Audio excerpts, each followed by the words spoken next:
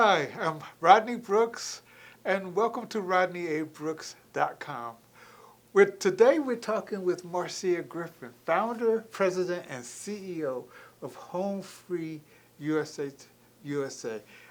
And today we're going to talk to Marcia about her efforts to get more people of color into buying their own homes and what her organization is doing to help so we won't say close, but narrow the racial wealth gap. Absolutely. Okay, so let's talk about Home Free USA. What, you know, why did you start it, and what were your goals? You know, one thing, Rodney, first of all, thank you so much for having me.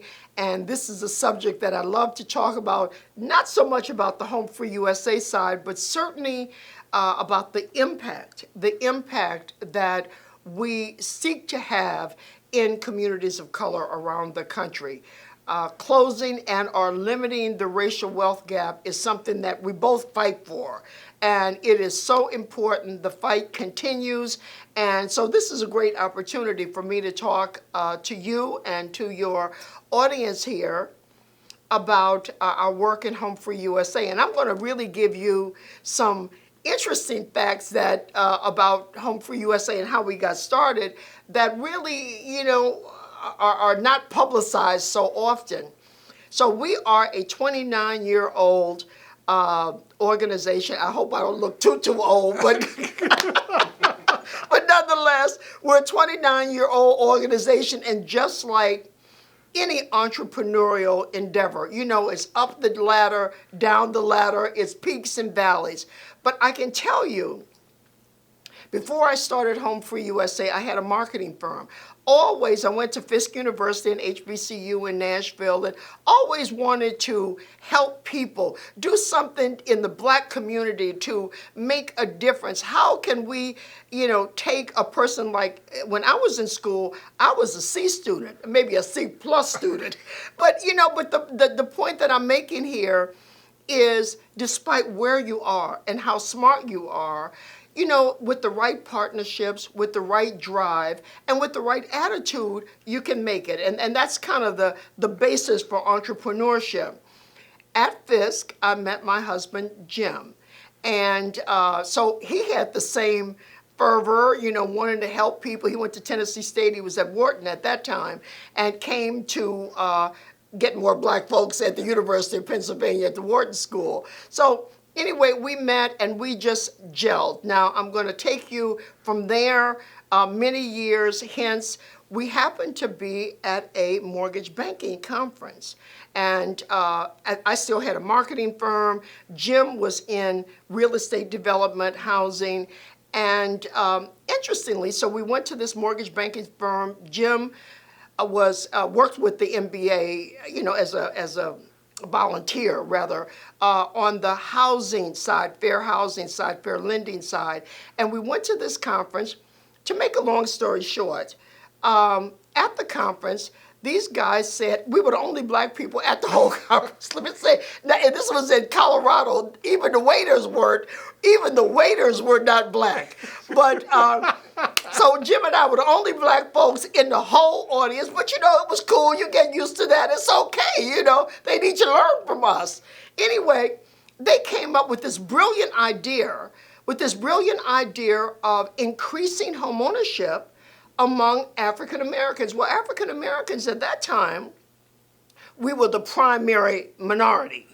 And so they came up with this idea that they were going to go to the jails and the halfway houses to incentivize and educate African Americans about homeownership.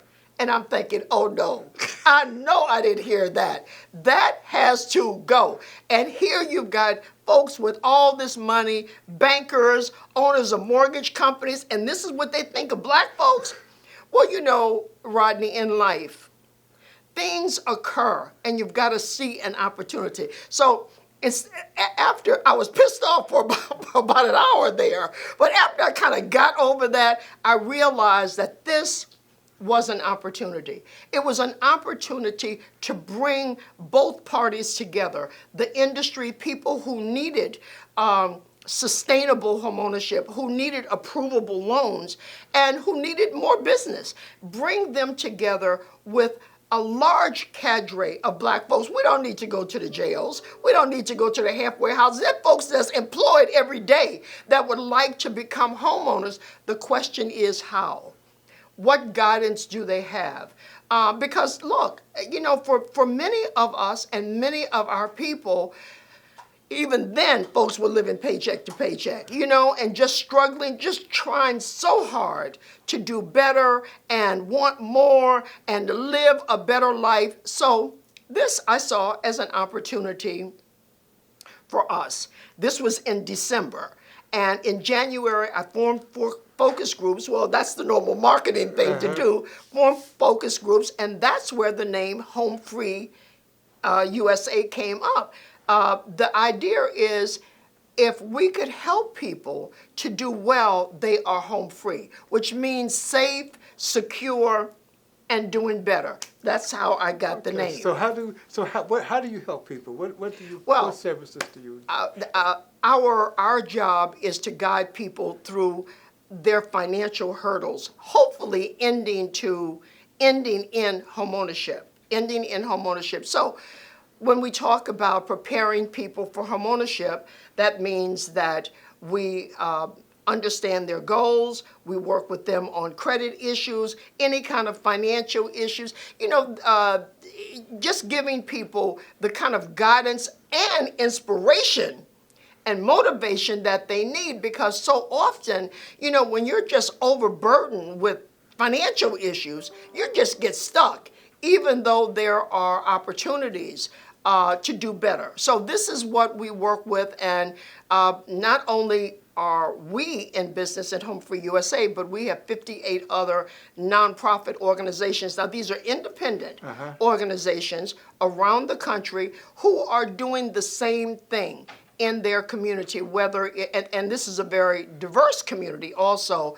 So in LA, we have 3 Korean organizations. So they help the Korean population and the Hispanic and the Black and the white. So we all work together. I call us the New America, but it's all about instilling and strengthening a person's financial core, hopefully getting them to homeownership. And I must say that we're very proud of all of the people HomeFree-USA has put into homes. We have no one that's foreclosed. And how many? Okay. I was about to ask you how many people have you helped, but before we get there, at what stage do people come to see you for your services? Is this people who have never qualified and their credit is so bad, or is it people who are ready to make an offer, or is it all of them?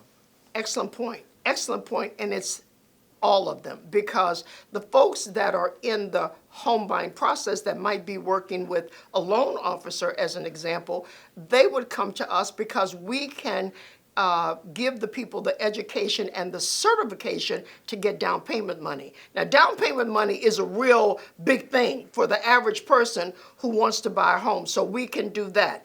But on the other hand, there are people who just been thinking about buying a home and just don't know what to do, and they may have heard us, like through you, may have heard of us, and they would then give us a call. It doesn't matter what stage they are in, but they're not sure of what to do. They're not sure of the next step, and they just need a little bit of guidance.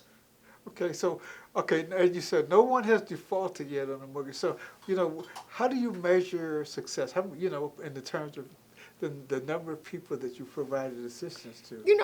I love that question. How do we measure success? Yes, we can measure success by the number of people who have closed. That's number one. But for me, I must say the closing is one thing, and that's more important. That's very important, obviously, to the homeowner and important to the industry, because the industry they're also my partners here, and our job is to give them the mortgage industry the information that they need to create products and programs that appeal to our people. So that's a very important piece for me. without question, folks come and, as I said, at any stage that they are, and when I feel that there is a level of success if a person comes to us and they've got a 400 credit score and we check the credit score in 6 months and it's up to 600, that's success. If we could get people to change just a few of their habits, and look, let me tell you, unless you have someone like us to maybe look at your financial situation, we have folks coming in, they're spending $300 and $400 a month on McDonald's. Now, I don't have a problem with McDonald's, but when you talk about health issues, but you just throw that debit card out and you're not thinking about it. You've got kids, but when it's getting to $300 and $400, I mean, that's a lot of money. And so you need to have someone, number one, who you can trust, someone who you can relate to. I mean, because we've all been there and done that. And so we can give them, through my homeownership advisors, give them the guidance that they need, the understanding that they need. We're not trying to put anybody down, but look, there's a reality here, that we need to look at. And you cannot continue going into every Super Saturday sale and opening up another credit card, and that just takes your credit score down. I mean, people just need, at the end of the day, Rodney, money is made off of the backs of people who don't know. And thank God for you. You are a financial expert yourself. So you give people, and you have given me financial information that I wasn't aware of. So it's about learning. It's about being able to position your teachings in a way that relate to the people, and also that people can take it and do something with it.